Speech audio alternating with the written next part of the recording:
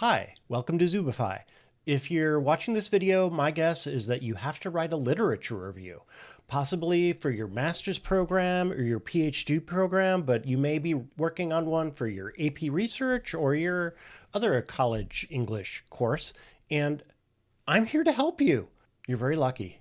I'm making this video specifically for my ASU English 501 course, but if you are writing a literature review for another course, that's okay, don't worry. The general principles are still going to apply, especially the most common mistakes that I'll go over to you after I explain the literature review in general. To start out, let's look at some instructions. Yes. So this particular literature review requires you to conduct a literature review on a topic of your choice within the field of English studies. You should critically engage with and synthesize relevant academic literature to provide a comprehensive overview of your research problem.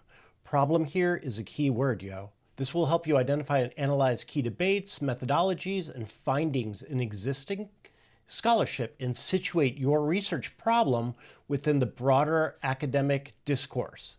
To me, this second part is key. You have to situate your research problem within the broader academic discourse. If you're just surveying existing scholarship, you're not doing enough, and you need to think and write some more. We've got some objectives here. My particular students have been working on topic selection a little bit. This particular assignment is looking for a minimum of 8 academic sources consisting of peer-reviewed journal articles or scholarly book chapters. And it's asking you to write an introduction that develops the research problem and states its significance. You then have a body that gives an overview of the key themes, methods, scholarly debates, things like that, and then has a conclusion, which is an area that you're going to recommend for specific research, which could possibly be the research you are going to end up doing in the course that you're writing the literature review for. Yes.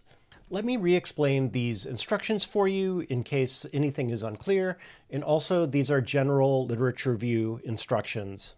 And as I explain this to you, you'll also get a general idea of what a literature review is.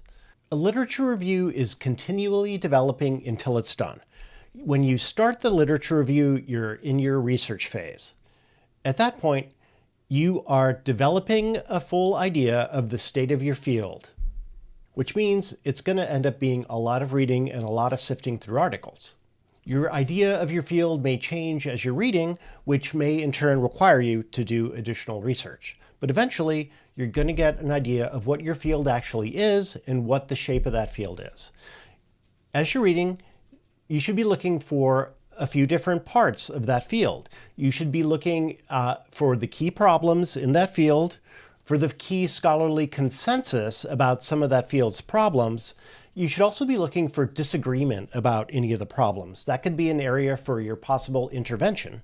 And you should also be looking for the common methodologies used in your field. As you're doing this, you can be identifying gaps in your research, methodologies that aren't commonly used that you feel like maybe would be helpful, problems you see with the general consensus, or how you can contribute to solving disagreements in that field. As you draft your literature review, you're going to be able to see these problems more clearly, and you're also going to be able to see which ones interest you and how they matter. So even if you don't have a clear idea of your field or its questions as you do your research, by the time you end it, you should be having a clear idea. If you don't have it yet, you probably need to do some more research or adjust your field and the problem within that field that you're trying to address. A little more on that later. Here's a key point about the literature review. It is an argumentative essay. It is not just a summary of the sources you read, although it does include some of that information in your literature review. It's thesis-driven and claim-driven as an argumentative essay. So follow the same conventions that you have followed in other essays that you've done well in. Put your thesis at either the end of your first paragraph or the end of your first section if it's a really long literature review. Identify problems in the beginning and solutions closer to the end. After you're writing your essay and rereading it, you can't see a clear thesis and you can't see a clear argument, then you need to think some more. because it might be a good foundation for a literature review, but it might be missing elements such as the contribution of your research to the already existing research. There is no one correct structure for a literature review, but there are some wrong answers and some common mistakes. I'll go over with you some of them now so you can avoid them. 1. Your essay does not establish a problem. As I mentioned earlier, this is an argument-driven essay that makes an argument about the best solution or answer to an unanswered problem. If your essay doesn't identify a problem, it's not going to have an argument that it can solve. The problem is the disagreement within your field, and the answer to that is going to be in your thesis. In other words, your problem is the question that your thesis answers. If your thesis is not answering a problem, then you're not going to be able to make an argument. Secondly, your thesis might not answer the problem.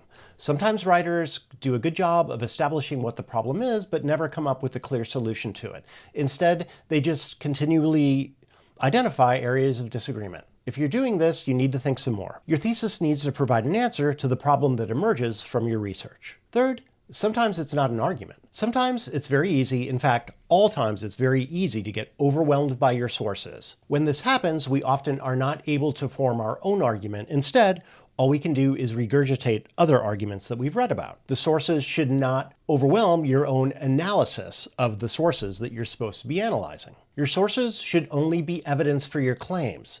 They shouldn't be in your topic sentence, and they shouldn't be in your analysis. If when you're rereading your essay, you notice that basically half of the essay is quotations, that's a bad sign. It means that you're not writing enough with your own voice, and you might not even have your own argument. 5, maybe your sources are not peer-reviewed. It's very easy to make sure that your sources are peer-reviewed if you use your university's databases. If you're just relying on the Google or the Bing or the Firefox or whatever you're using, you're going to end up with a lot of sources that are not peer-reviewed. So just learn to use your university's library and its databases. A peer-reviewed source is one that's been read and reviewed and approved by a bunch of scholars. It's pretty much always a journal or a book that is published by a university press or a scholarly organization. You can use your university's databases and their search engines to help you find peer-reviewed sources by clicking on a box that says peer-reviewed, and also, for purposes of your literature review, including only sources that are only 10 years old in your searches. You can click the boxes similarly to this one at my university's databases. If your sources are over 10 years old, you can still use them, and they might be useful for establishing the background and the shape of your field, but they won't count in your list of minimum sources.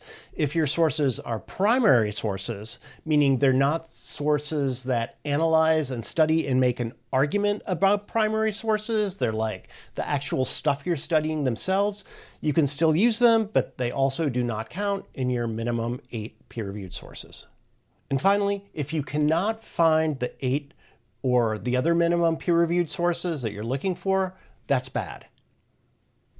It probably means that you're not asking the right kind of academic or scholarly question. You might be looking in the wrong databases, or you might be looking for sources that don't answer the question that you're trying to ask. If this happens to you, you should be contacting your professor and possibly the librarians at your institution to help you see if you can either rephrase your question in a way that helps you find sources or actually use the databases correctly to find peer-reviewed sources. But if you're ending up with a literature review that looks like it's going to be mostly primary sources and non-scholarly sources, you should be rethinking your whole approach here and starting over and going back to your professor or your library because you're not on the right track. The literature review can be super fun, but it can also be really frustrating. If you're running into any issues with your literature review, whether it's formulating your questions, finding peer-reviewed sources, or structuring your essay, put them in the comments below. I'll do my best to help you. Thanks for watching Zubify. Come back for more Zubify.